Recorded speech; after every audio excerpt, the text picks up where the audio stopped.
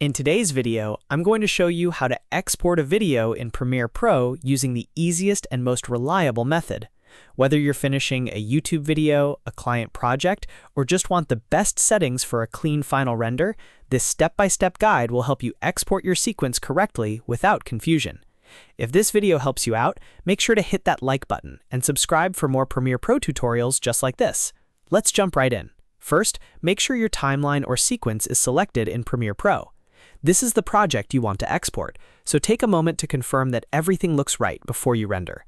Check your cuts, audio, transitions, titles, and effects, because once you export, this is the final version people will see. Now go up to the top menu and click File, then choose Export, and then click Media. If you want a faster way, you can also use the keyboard shortcut Ctrl+M on Windows or Command+M on Mac. That shortcut opens the export window instantly, which is a huge time saver when you're working on multiple edits. Once the export settings window opens, the first thing you want to look at is the format option. For most situations, the best choice is H.264. This is the most common export format because it creates high-quality video files that work well for YouTube, social media, and general sharing. If you're unsure what to pick, H.264 is usually the safest and most useful default. Next, look at the preset section. A great starting point is Match Source High Bitrate. This preset gives you a strong balance between quality and file size, and it automatically matches a lot of your sequence settings. It's one of the best options if you want a simple export without overthinking every technical detail. Now scroll through the important settings and make sure your resolution is correct. For standard Full HD video, you'll usually want 1920 by 1080. If your project was edited in a different size, make sure the export matches your timeline so the video doesn't come out stretched or blurry. Also check your frame rate. This should match your timeline frame rate exactly, whether that's 24, 25, 30, or 60 frames per second. Matching the frame rate helps keep motion smooth and prevents strange playback issues.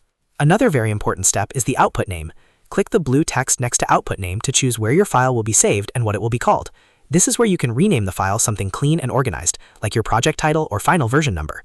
Picking the right folder now saves you from hunting for the file later. Once everything looks good, you have two ways to export. The first option is direct export. Just click Export and Premiere Pro will start rendering the file immediately. This is fine if you only have one video and you want to finish quickly, but for larger projects or more stable exporting, I recommend the second option. Click Queue instead. This sends your export to Adobe Media Encoder, which is often more reliable and better for handling exports in the background. When Media Encoder opens, you'll see your file in the queue. From there, just click the green Start Queue button to begin the export process. This method is especially useful if you want to keep working while the video renders, or if Premiere Pro has ever given you export problems before. Once the export is complete, open the file and do a quick playback check to make sure the video, audio, and quality all look correct. That final check is really important because it helps you catch any issues before uploading. And that's it. Now you know how to export a video in Premiere Pro using the basic settings that work for most creators. If this tutorial helped you, please hit like, subscribe, and turn on notifications so you don't miss more Premiere Pro tips and editing guides. Thanks for watching, and I'll see you in the next one.